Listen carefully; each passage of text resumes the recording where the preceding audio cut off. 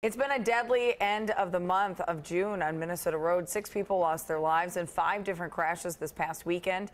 In this crash Friday night, a St. Paul woman died after she ran off the road. Happened on Interstate 694 at Snelling. Troopers say her car hit a bridge pillar.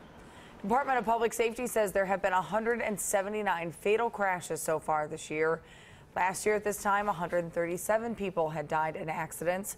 34 motorcyclists have died this year compared to just 16 at this time last year. A Mayo Clinic helicopter is grounded after a scare at the Minnesota Air Spectacular in Mankato.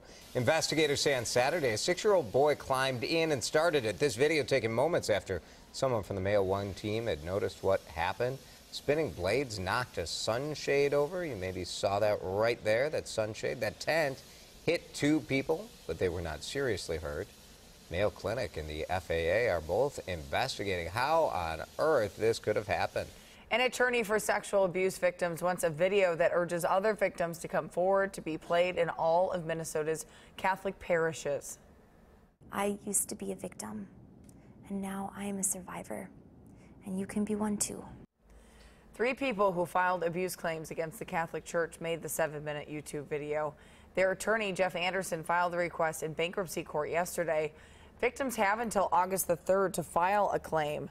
Since the bankruptcy filing earlier this year, 103 new victims have come forward. There are people whose claims are as recent as a few years ago, and there are many that are as long as decades ago. Archdiocese says it is discussing the request to show the video with the individual parishes. There will be a hearing on the request in bankruptcy court on July the 9th. With the 4th of July weekend coming, fireworks are obviously a popular item, but one dealer almost didn't have any to sell. It's because thieves wiped him out in Somerset, Wisconsin. Somebody stole everything from the trailer he had packed full and took things like Black Cat artillery shells and firecrackers. Police believe the fireworks, worth about $9,000, are being resold on the black market, possibly out of the trunk of a car or online. Bob Dewall says thanks to the sympathy of a distributor, he is fully restocked. As soon as they catch someone for information, we're paying a $5,000 reward. We're sick and tired of these people coming out here and stealing stuff. They've got to be caught. Officials say depending on how the fireworks were removed or how they've been handled since the theft, they could pose a hazard to anyone who tries to fire them off. If you think you know who stole them, call the St. Croix County Sheriff's Office. Banks are closed again today in Greece as the country remains on the brink of economic disaster. The country needs to make a bailout payment of nearly $2 billion by the end of the day today. It is very unlikely that that will happen, and that would mean defaulting on loans. Greece closed banks for 6 days to try and contain the panic, but people can still make small withdrawals. Anxiety over Greece's debt crisis made for a pretty lousy day on Wall Street, too, yesterday. Dow fell 350 points, and NASDAQ was down more than 120, wiping out most of the gains for the year.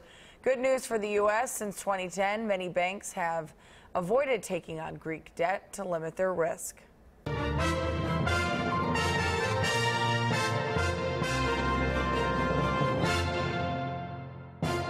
If you're going to run for president of the United States and you're going to ask these people for their vote, that is the single most trusting thing they can do as a citizen, is to give you their support.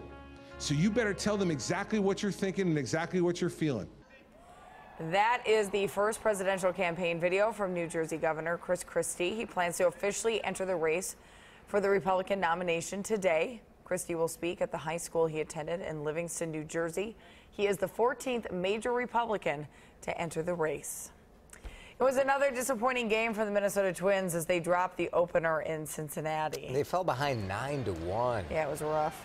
Twins tried to battle back, but they ended up losing 11-7. In the 9th inning, they faced the pitcher with the Guinness record for the fastest pitch in history. You know that? 2010. I did not. Yeah, Aroldis Chapman threw a pitch 105 miles per hour. And there was a 102-mile-an-hour pitch. He had no trouble with the Twins striking out the 3 batters he faced. I was watching that game. Dozier got that 3-run homer. It was like, oh, maybe we're turning things around. Nope. We were listening on the radio on the way home from that parade, and Sammy was like, you can turn it off now. It was 7-1. Ouch.